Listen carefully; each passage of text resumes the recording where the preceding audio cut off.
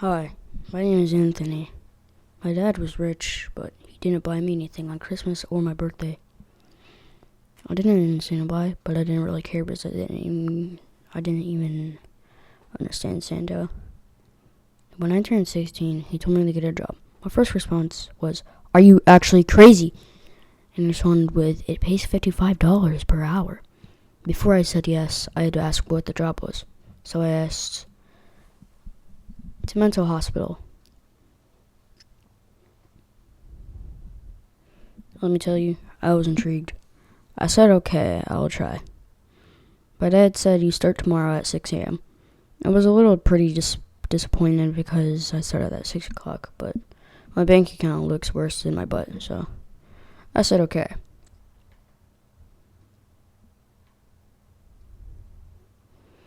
The next day later, my dad takes me there. I was a little creeped out at first. Then I turned around, and my dad was gone. He does it often. I don't really understand why, but so I didn't really care. So I knocked on the first office I saw. The name on the door was Kelly. So I knocked. She looked happy and smiled really big, which kind of creeped me out a little bit. She said, "Hi," and that she is happy to see me. She goes to another office with a name on it named Bob. She knocks and says, "Hey, it's Anthony." He answers the door. He was really tall, like really, really tall. And he said, "Hi, Anthony." I said hi back. I asked what my job was. He said it was feeding the patients. My jaw dropped. He said, "Not spoon feeding." I sighed in extreme relief. All you have to do is slide the food under the door. He said to start with room 10 to 1. For now, I started really fast without a response. He said, "Wait." I stopped in my tracks. He said, "You need the food, silly." I laughed. He laughed really, really hard. I took the food and started, but first, Kelly said to me, "Bob won't care if we let the patients out a little early." She said when they all got out. She said, "Who wants to play house?" One of the patients raised their hand with a shake, like he was scared too. Kelly saw and answered. The patient said, "Can I be the baby?"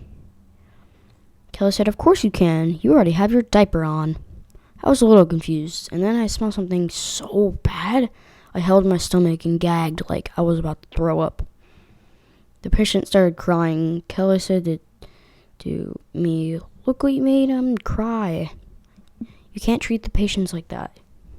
He was sobbing so gosh darn hard, like really hard. Kelly looked really mad at me. I said, "Well, sorry, I didn't know he was going to be so sad." The patient turned his head all the way back at me at a 90 degrees angle. I stepped back 5 times. He got up with his head still backwards. He sprinted at me. I yelled, I'm sorry." He stopped, said slowly, and like he was insane. I let it go for now. I said, "Okay." And Kelly started changing his diaper. I thought to myself, is this even legal? The smell made me tear up. When she was done, Kelly asked a female patient what she wanted to be. She said, "The wife." Kelly asked, "I'm the wife too. Are you lesbian?" "No," the patient said. "I want to be Anthony's wife." I stepped back a few steps. The patient wrapped around me, squeezed harder and harder and harder until she was choking me. I said, "Kelly, help me." I said, "Barely." Kelly said, "Oh, she's just playing." I said, "Are you sure?" She loosened up. I gasped for air. The patient asked, to, the thing. I said, what? No. I said to Kelly, why do you want to play with what you call a house? Why do you like these? I stopped.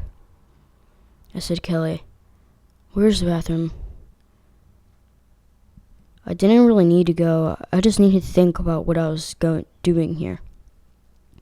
I got out after 15 minutes, and I said to Kelly, can I report patients about their behavior?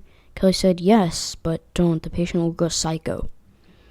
I said, I don't care. I ran to Bob's office. The door, and I saw Bob holding a gun barrel in his mouth.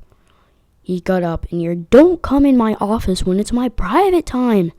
He got up and yelled. And then when he was done, I said, sorry, sir.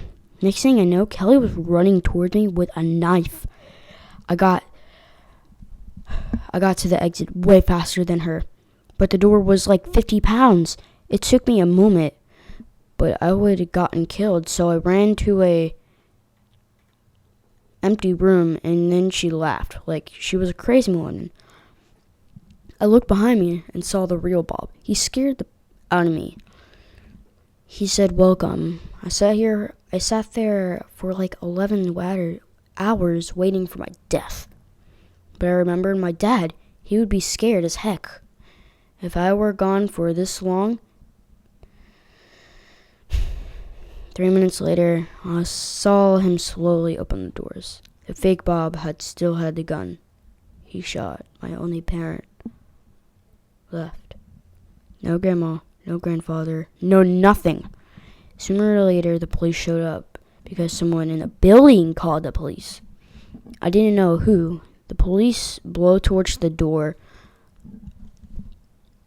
I was amazed I was alive. I now live with my friend. At 3 a.m., I saw Kelly looking at me from outside. I called the police. Now they watch my house day and night. Thank you for listening to my story.